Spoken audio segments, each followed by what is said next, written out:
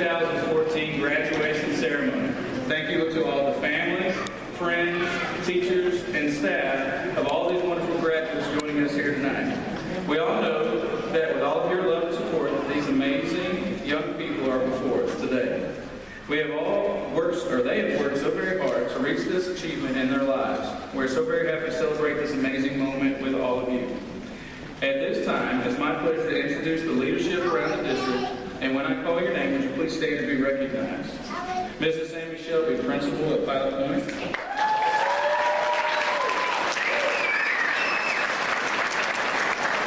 Mrs. Clarissa Figueroa, Principal at Lillian. Dr. Veronica Hill, Principal at Louisville. Mrs. Bonds, Director of Curriculum and Instruction. Mrs. Lowe, Director of Guidance and Assessment. But she helps. And a special thank you to all of our amazing school board members that are here present with us today. Would you please stand and be recognized as well?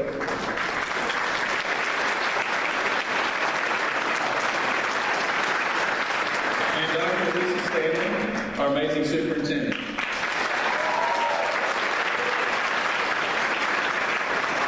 And one final thank you to Mr. and Mrs. Milton for helping us with the music arrangement tonight, and Delia Barnes as our 6th grade student singing national anthem. Thank you all so much.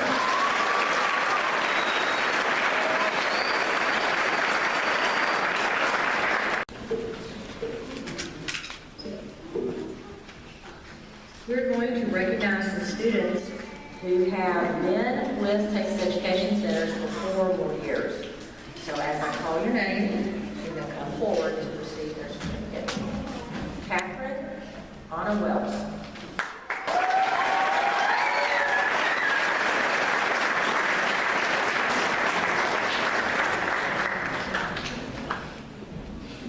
Alexander Robert Kendall.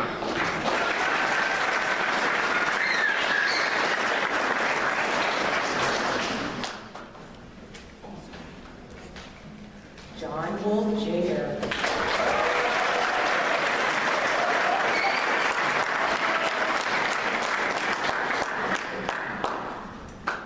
Jordan Alexander Freeman.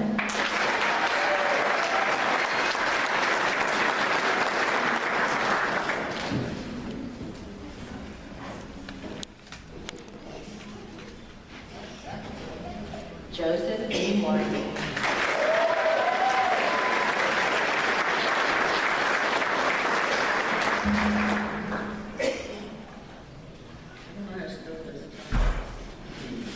Gabriel Moreno Magna.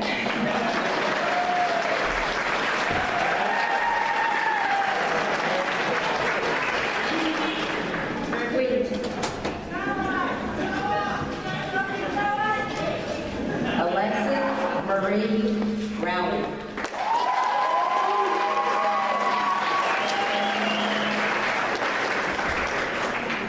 Lindsay Nicole Sutton.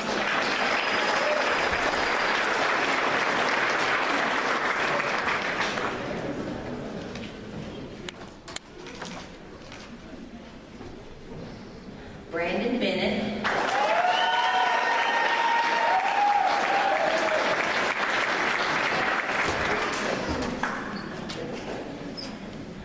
Charles Thomas.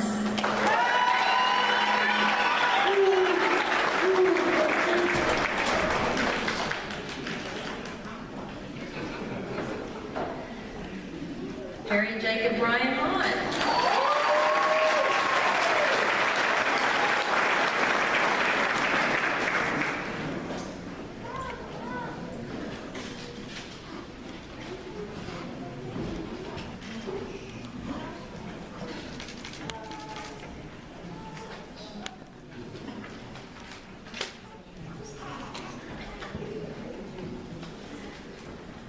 We have a student that is graduating early from high school. She has completed more than 1 year of work this year. This is Cheyenne Taylor.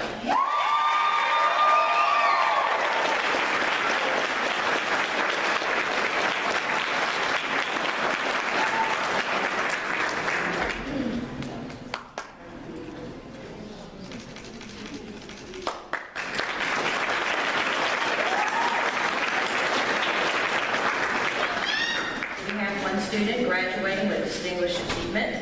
This student has met specific requirements that the state of Texas requires for these students to graduate distinguished. This is Lindsay Sutton.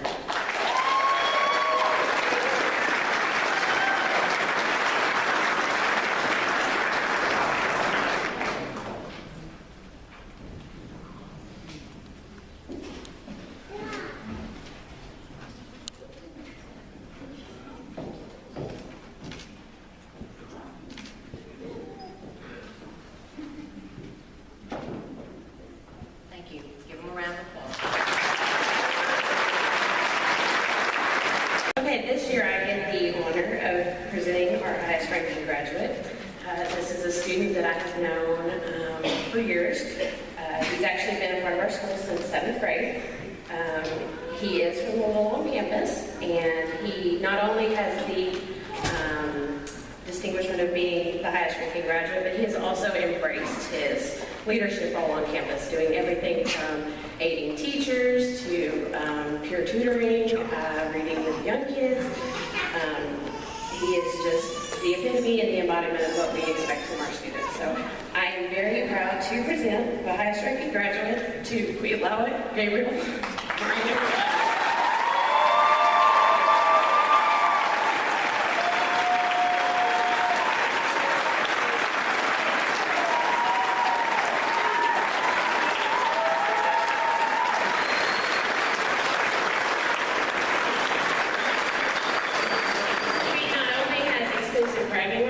As being the 2014 highest ranking graduate. He also will be accepted to any state-supported college and will receive a waived tuition for all 4 years.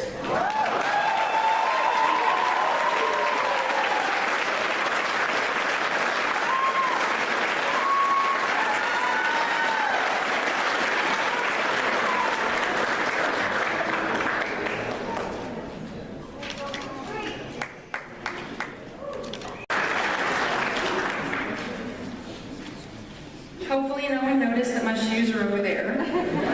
If you did, it's okay, I'm admitting it. It's okay. So I wore the nice shoes here and I'll wear them at home, but they're over there. So I am so excited to speak to you guys tonight. It's kind of bittersweet. Miss Corsa made me cry because she made me cry. But I look at some of your faces and I remember what you looked like in 2nd grade or 3rd grade. You've been here forever, and you're like my kids. And it's bittersweet because for a while, our schools are going to choose to focus on the K-8 program. And we know we're going to open high school again. And it'll be bigger and better than ever. But for a few years, you guys are all wax graduates. So I kept thinking, what am I going to say to them? And I have this 3-hour speech, but I cut it down to 2 hours. I'm kidding. I'm kidding. I cut it way down. It's 2 points and 4 words. If there's anything that I want you to remember, anything at all when you leave, you have to remember these 2 little things, because from birth until now, you had somebody telling you what to do, what to eat. When you were little, it was when to go to the bathroom, when to take a bath. If you're like my 15-year-old son, it's still when to take a shower and put on deodorant, because he hasn't quite embraced that as faithfully as he would like yet. You had them telling you when to get up and get dressed and go to school, and when you're going to go to church, whether you feel like it or not, and what you're going to eat for dinner, and what time your bedtime is, and what time your curfew is, and when the cell phone has to be turned off. And all of a sudden, you're entering this phase of life where you still have some responsibilities and obligations, but you're going to have more freedoms. And with a lot more freedom comes a lot more responsibility and a lot more danger as well. So as you transition, this isn't the end of anything. This is the beginning of your life as an adult. It's just the end of when we can tell you what to do. However, I do want to make a disclaimer. As long as your feet are under your parents' table and your hand is in their pocket, you will still need to respect and honor your family's rules.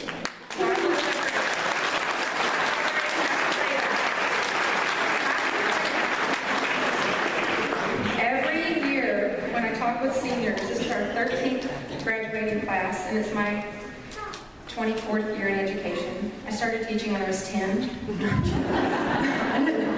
But I did start when I was 19, and I specifically with high school. That's why it's a hard transition for us to go to K-8. But it's the will for our school, and it's the right thing to do.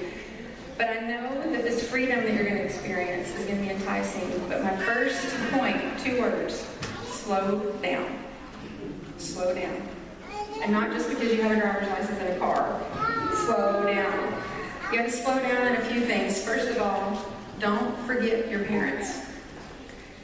You have to get to know your parents. They are the ones who know you better than anybody. They're the key to your past, and they're most likely going to be the ones who are by your side in the future when you need them. And you will need them. You will never be able to stand on your own 2 feet without the moral and emotional and spiritual and financial support of your parents. Get to know them. I see so many seniors that say, as soon as I graduate, I'm getting an apartment, me and my 5 best friends, we're going to pay $60 each, we're going to have this great 2-bedroom efficiency, we're going to make it work. And then they get disappointed because they don't have Wi-Fi and cable and food prepared and laundry service. Stay at home, milk it for all it's worth, and slow down. Get to know your parents. And you know what? Sometimes that means you have to forgive your parents. We all make mistakes. I'm a mom. I'm a stepmom too. I call myself a bonus mom. I don't have stepchildren, I'm bonus children. And I'm their bonus mom, whether they admit it or not, but they do. They love me. We have a great relationship. But about a week ago, I had to sit down with my stepson and say, I'm sorry. And it was hard. I did, because I had said something that I didn't mean to be offensive, but it was to him. And from his point of view, I can understand completely why. And I was human, and I love him, and I would have never done that. But I had to say, I'm sorry. And you know what he said? I already forgave you. You already forgave me. So sometimes you have to forgive your parents, even if they don't ask for it. Maybe they don't even deserve it, but you're going to have to forgive them. They're not perfect, but they're going to do what's best for you. So slow down, stay close to home, and get to know your parents. Slow down with the decisions that you make. You turn 18, you move out on your own, you suddenly get all these credit cards. Oh, you're prepaid, you got all these applications for credit. And you sign up 0% interest for 3 months, and then it's 29.9% interest after that. And you're at your credit at 19 because it's enticing. Slow down. You don't have to take advantage of that. Slow down in those decisions.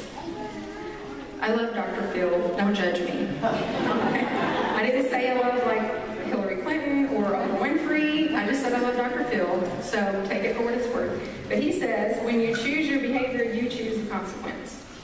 And you do. There is no longer an opportunity for your parents to come to school and talk the principal out of a consequence or try to get it watered down. You're an adult. And when you go to college, your parents can't go to the professor and say, well, last night we really had some family activities and he didn't sleep well. Can he have another week to turn in that paper? That professor doesn't care. That professor doesn't love and nurture you as much as our staff has over these years. We've treated you like our own children. And you need to know that if you choose the action, you choose the consequence that follows. So make your decisions slowly. The best advice I was ever given is make one decision at a time. Don't ever decide, I'm moving out, I'm going away to college, I'm going to date this new girl, I'm going to start this new job. All in one day. You can't do that. Take time. When you're in doubt about a decision, hit pause. I'm not saying say no, just pause. Just wait a couple days. And you know who you could go to for advice? Those same parents. Same parents that have been there for you this whole time. Go to them for some advice. Because believe it or not, sometime many years ago, they sat here, they did this, they made some mistakes, and they can tell you what mistakes they made and how to correct them. Make one decision at a time. My next part of slowing down is be picky. I'm kind of talking to my girls here, but the boys can listen too. True love and loyal friends are the two hardest things to find. Do not fall in love because you're lonely. Fall in love when you're ready. And look at how he treated the girls before you, because he's not going to change. And if he cheated on you or his previous girlfriend to get with you, guess what he's going to do?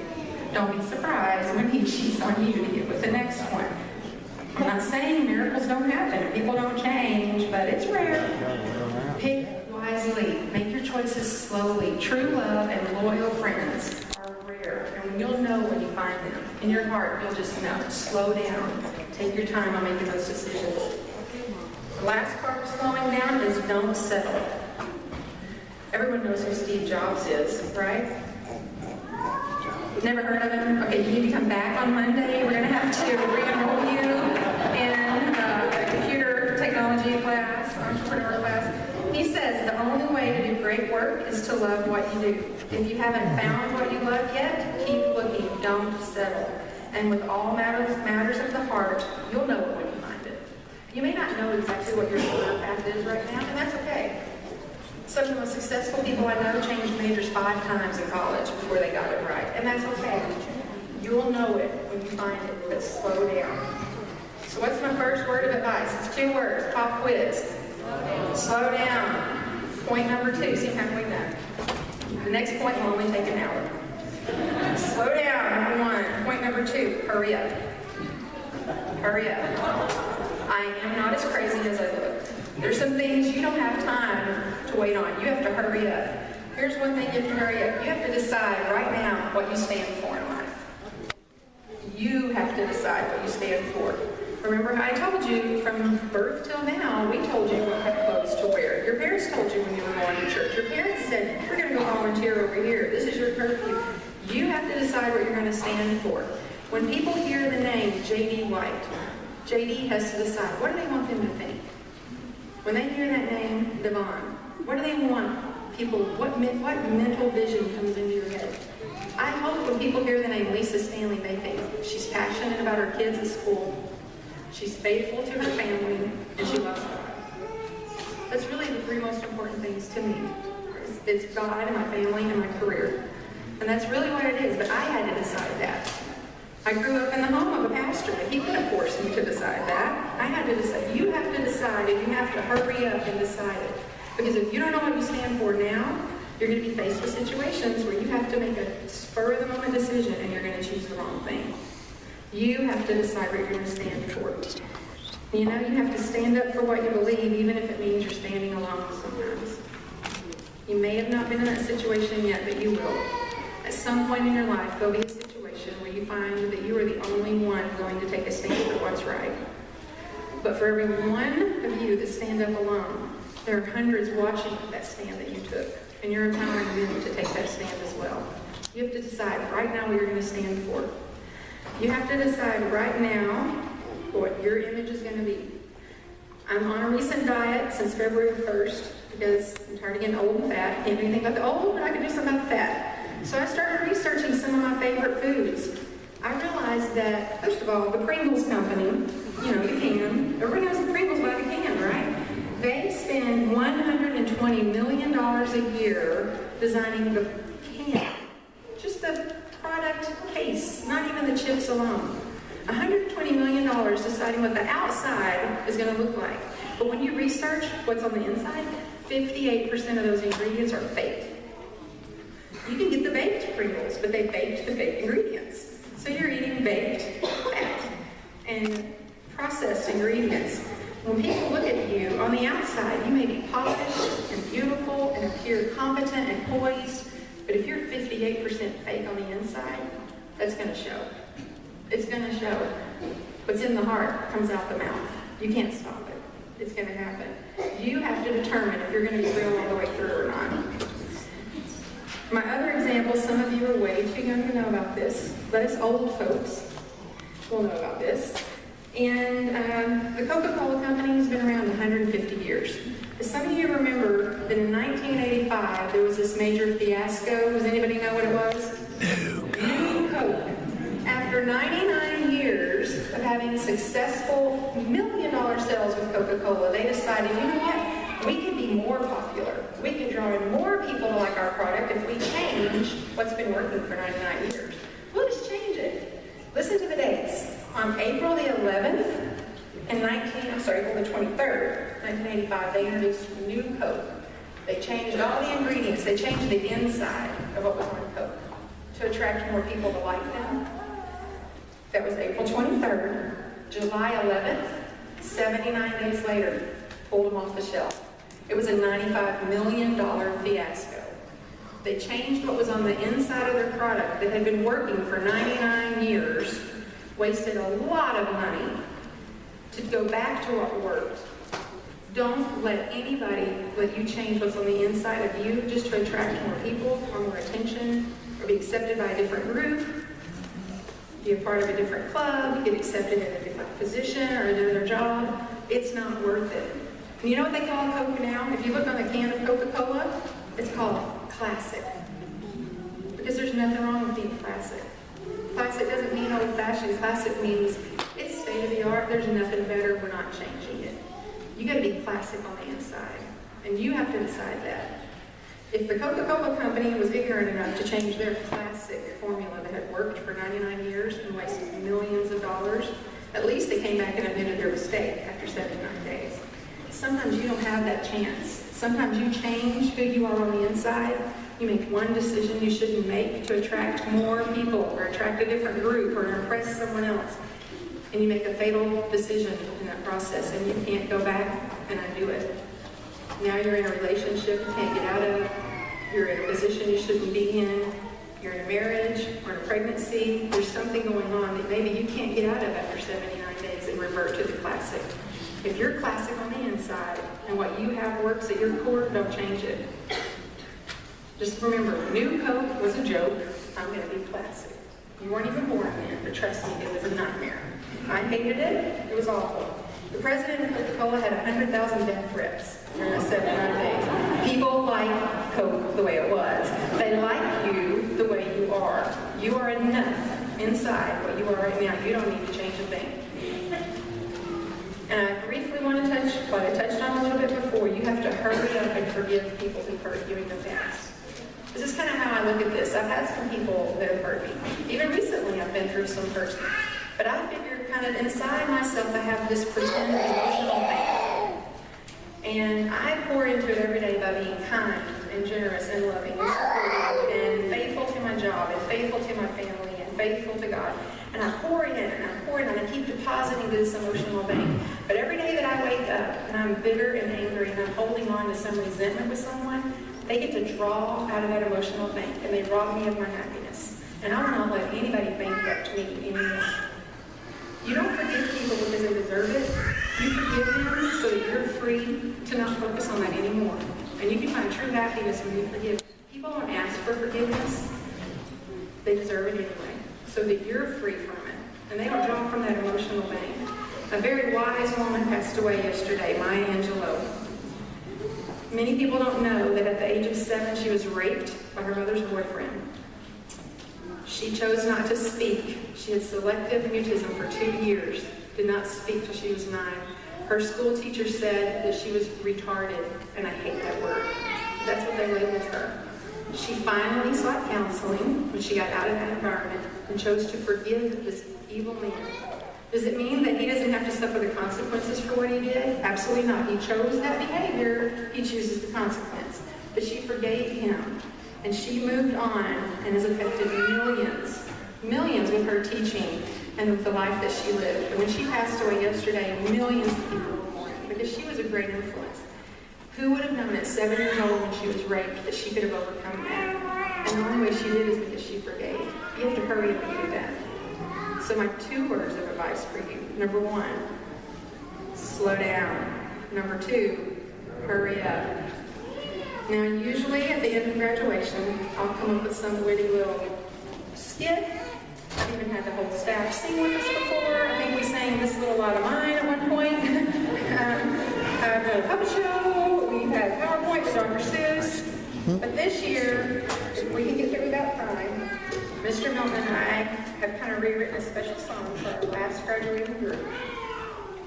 And we're going to sing a song that's specially for you because you're unforgettable to us.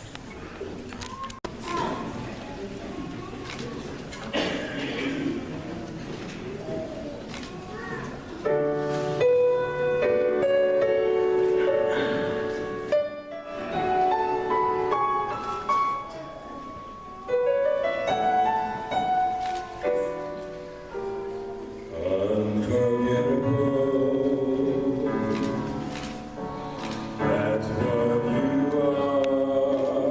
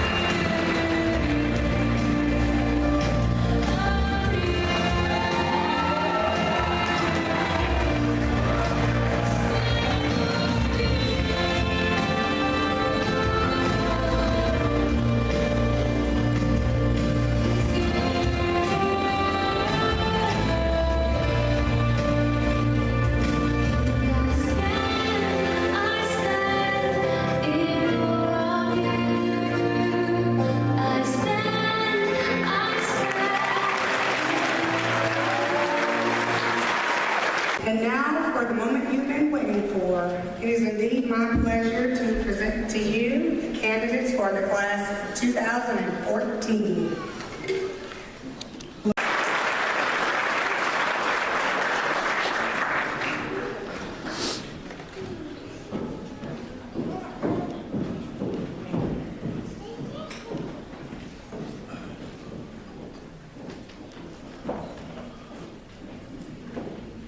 Chow Fan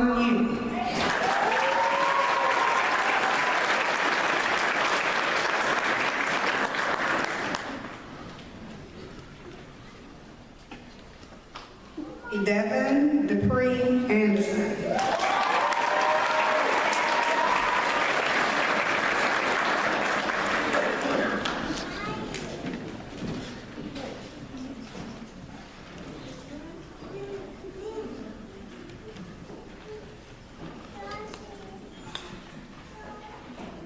Brandon Jarlell Bennett.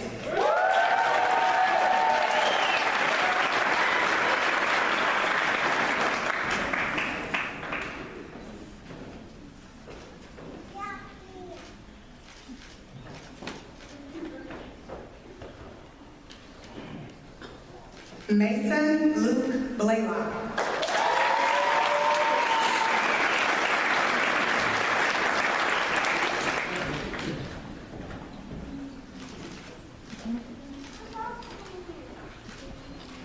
Jordan Alexander Freeman.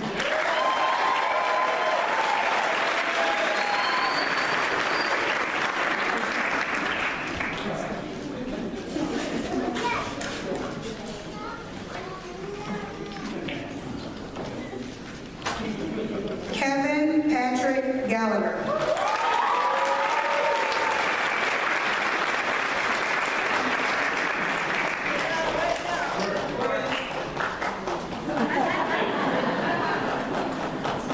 Devin Nicholas Gann.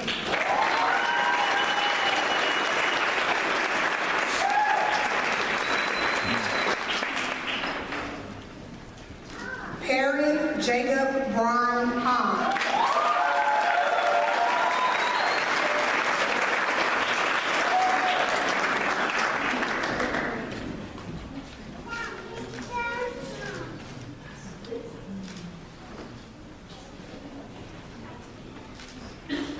Alexander Robert Kendall.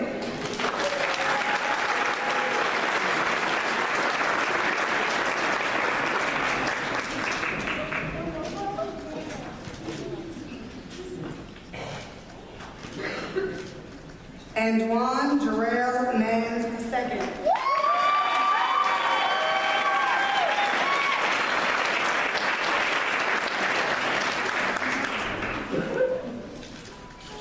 Daniel Martin Del Campo Jr.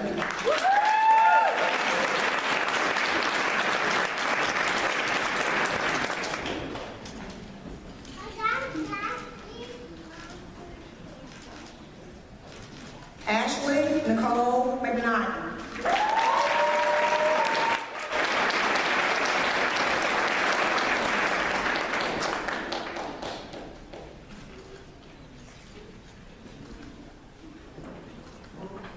Morgan Lorraine McKnight.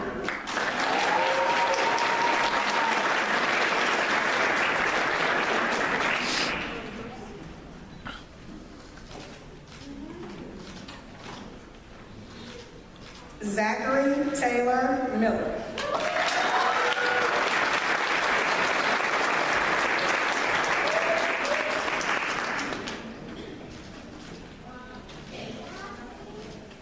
Wheat Lawat Gabriel Moreno Magana.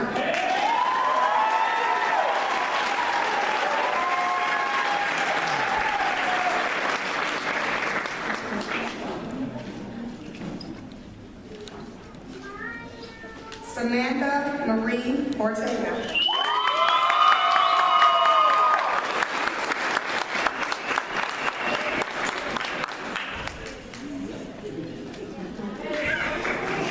Alexa Marie Rowley.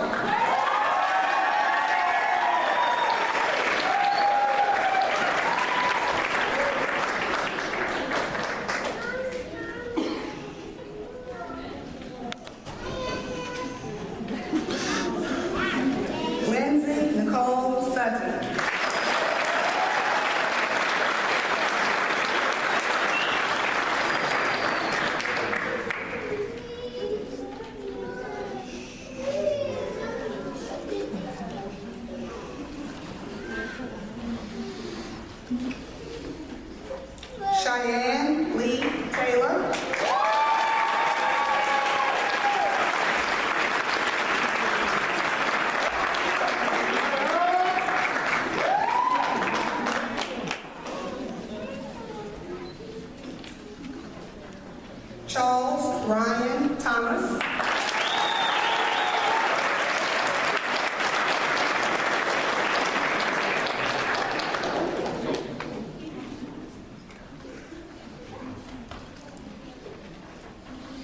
Joella Rosa Underwood.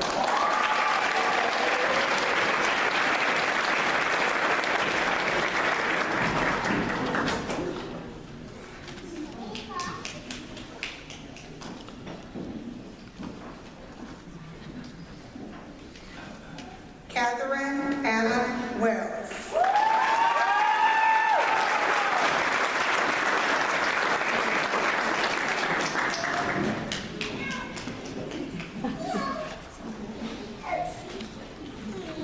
Joseph Dean White.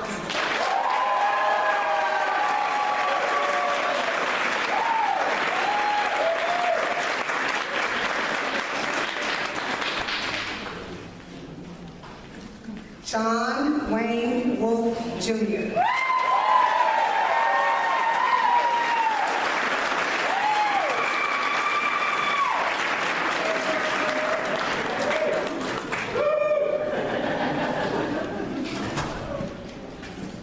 Congratulations, class.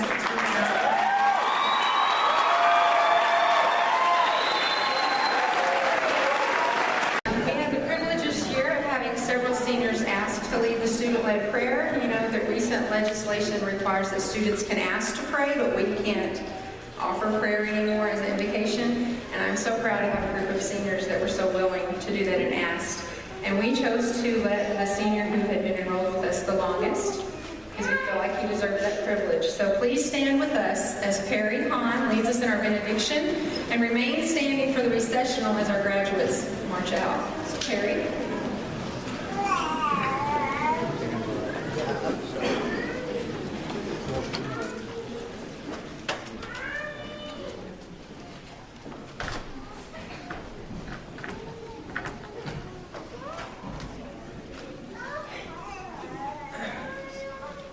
Hi, everyone.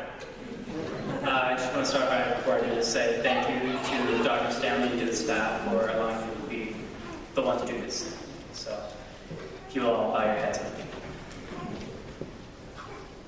God, first off, I just want to thank you for such a beautiful day and for guiding us all here safely. And I want to thank you for each and every person here and every senior here, everybody who's come together, you know, like one big family, and that we all can be under one roof. And I want to thank you for the staff and for, you know, their messages and their wisdom to us, not just tonight, but all throughout the year. And I thank you for your guidance, and I thank you that you will do great things in our life, and that you will lead us to a better future and become more than anything we can possibly imagine. You know, I just ask that you protect every one of us here. I ask that you protect the families and the friends and those, you know, I ask that you care for all of us and that you guide us in our future decisions and grant love and protection and all the wisdom that you can to all of my friends and myself and all of our families. Thank you, God. In Jesus' name, amen.